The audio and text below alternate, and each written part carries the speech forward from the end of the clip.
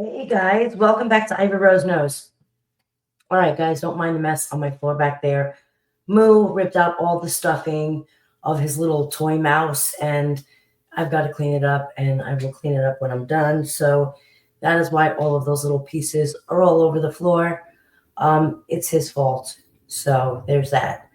Um, First of all, y'all, how is everyone handling this weather? This heat is just disgusting here in Virginia. Let me just start out with that. It's just so hot. You can't even enjoy anything. It's just gross. I do want to say, guys, I saw all of my comments, and I want to say thank you to each and every one of you who are here, stood by my side. Thank you all for being here. If you're new here and you like the content, don't forget to hit the thumbs up on this video. Don't forget to subscribe to the channel, guys, and share it out, because I'm sure you guys all know someone who may like this content. And I really appreciate you all for being here. Now, that being said, guys, man, all over my comments lately, I keep seeing two things being brought up constantly, other than the emails. And I will get into the emails later. I wanted to go over them, and we will all go over them. And so we will get into the whole FOIA documents and email thing later. However, right now, I just keep seeing two constants. I keep seeing people talking about how Nick said that he only stabbed Dee Dee 4 times. Now, I did post a video showing the part in the interrogation where he said 4, and then he kind of took it back. But if y'all go and watch that video, you have to remember that Nicholas Godejohn is easily manipulated, right? He wants to make people around him happy. He wants to say the right thing. And so if you really watch it, he does say that he stabbed Dee Dee 4 times, okay? However, as the conversation with the interrogator goes on, she's kind of bringing up, well, there was more, so there could have been more, and you're only counting the 4 deep ones, and you watch her kind of manipulate him and manipulate the conversation and coerce him into stating that, yeah, there was more, that I only counted the 4 deep ones. Or at least that's my take when I watched it. And I've watched this over and over again, and I truly believe that, and again, if you sit down and you watch the entire segment, he's being coerced into saying what she wants him to say. Okay? Well, there goes Moo. Because he matter-of-factly stated originally that it was only the 4 stab wounds that he made.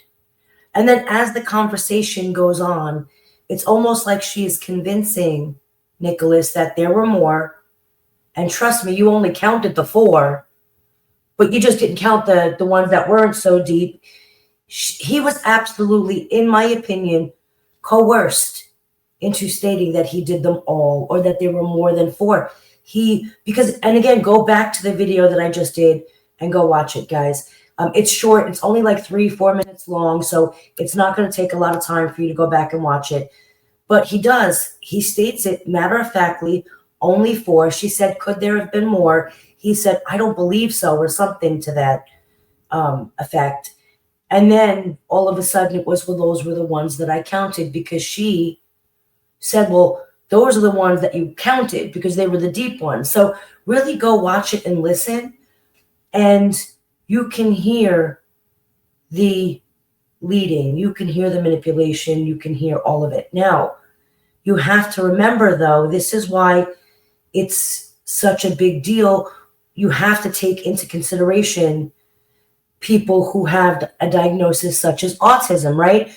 Because he wants to make people happy. This woman's like, I want you to tell me the truth. You need to be honorable. And he just wants to make her happy. And, yes, I'm honorable. I'm everything you're saying. I'm not going to lie. Like, I'm going to tell the truth. And so where I don't think he lied, I think he was just talking to make her happy and to make it show that because she said it, he's going to agree, because he wants to show her that he is telling the truth. But again, that's why the consideration for people with diagnoses such as autism is really important, Because while I know that investigators have a lot of leeway with how they interrogate a suspect, right? I know sometimes they lie, sometimes they, however, you really can't do that with somebody who is autistic, right? You have to be able to handle the situation differently. There needs to be some kind of law in place that protects these vulnerable individuals, right? Because again, was he really just trying to tell the truth, or he just wanted to make her happy? And then she's suggesting and he's agreeing because every time he said no or disagreed with what she said, it was, well, you got to tell me the truth because you're being an honorable person. And then so he changes his mind, and it's not just about the stab wounds. If you go back and watch the entire interrogation, he does it a lot. A lot of it is changed because he just wants to make the interrogator happy and show he's honorable. So, and again, this is just how I'm interpreting it. Guys, this ain't a fact. I'm watching it, and I'm taking into consideration the fact that this man is autistic. This man was collecting a check from the government because he didn't have the capabilities of other individuals his age, right? He was definitely on a lower level cognitively. And so we need to take that into consideration when we hear him state things in his interrogation, and we need to know why he's saying them. Is he being led?